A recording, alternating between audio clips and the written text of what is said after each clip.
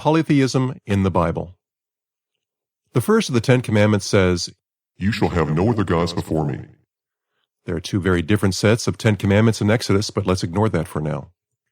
Have you ever thought much about the wording of this commandment?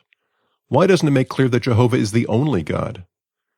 It's because this section of the Bible was written in the early days of the Israelite religion, roughly 10th century BCE, when it was still polytheistic. The next commandment notes, "I, Jehovah, your God, am a jealous God." Jealous because there were indeed other viable options, and Jehovah insisted on a commitment. Let's use the proper term for this, henotheism.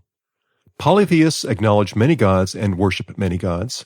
Henotheists acknowledge many gods but worship only one. In this view, different gods ruled different territories just as kings did, and tribes owed allegiance to whichever god protected them. I've gotten a lot of insight into Old Testament henotheism from Tom Stark's The Human Faces of God. Some of what follows comes from chapter 4 of that book. The Song of Moses in Deuteronomy 32 is considered to be some of the oldest material in the Bible, dating to the mid-13th century BCE. We have several somewhat inconsistent copies, the oldest being from the Dead Sea Scrolls. "When Elion divided the nations, when he separated the sons of Adam, he established the borders of the nations according to the number of the sons of gods. Yahweh's portion was his people, Israel his allotted inheritance." Here we see Elion, the head of the divine pantheon, dividing humanity among his children, giving each his inheritance. The idea of a divine pantheon with a chief deity, his consort, and their children, the council of the gods, was widespread through the ancient Near East. Elion, short for El Elyon, is the chief god, not just in Jewish writings but in neighboring Canaanite literature. We learn more about terms like sons of gods by widening our focus to consider Ugaritic texts. Ugarit was a Canaanite city destroyed along with much of the ancient Near East during the Bronze Age collapse in roughly 1200 BCE, a period of widespread chaos from which the Israelite civilization seems to have grown. The Ugaritic texts state that El and his consort Asherah had 70 sons, which may be the origin of the 70 nations that came from Noah's descendants listed in Genesis 10. The Old Testament is full of clues to the existence of multiple gods. Genesis is a good place to start. "Then Elohim said, let us make mankind in our image, in our likeness."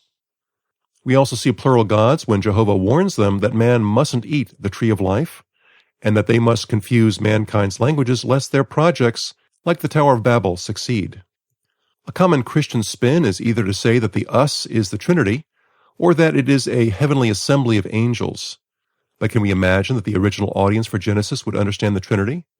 And why imagine an angelic assembly when the polytheistic interpretation of Genesis, simply growing out of preceding Canaanite culture, is available and plausible? Psalms is another old book that has fossilized the earliest forms of Judaism.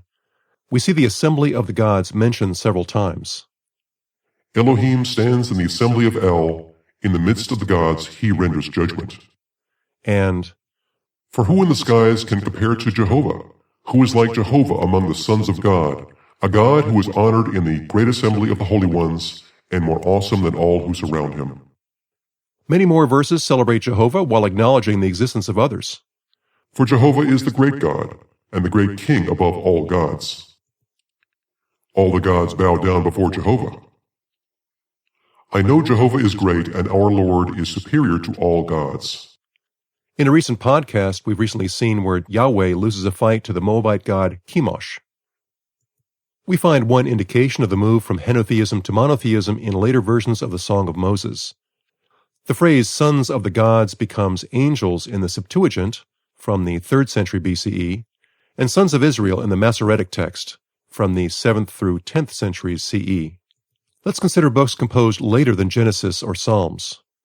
Deuteronomy was written after the conquest of Israel and before the conquest of Judah in the 7th century BCE. The philosophy has moved from henotheism to monolatry.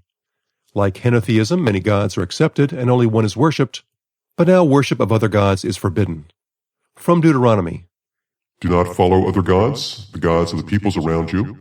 And, But you must not turn away from all the commandments I am giving you today, to either the right or left, nor pursue other gods and worship them." 2nd Isaiah was written later, near the end of the Babylonian exile. Here we read that the move is complete. Before me no God was formed, nor will there be one after me. The very idea of an idol is lampooned in Isaiah 44.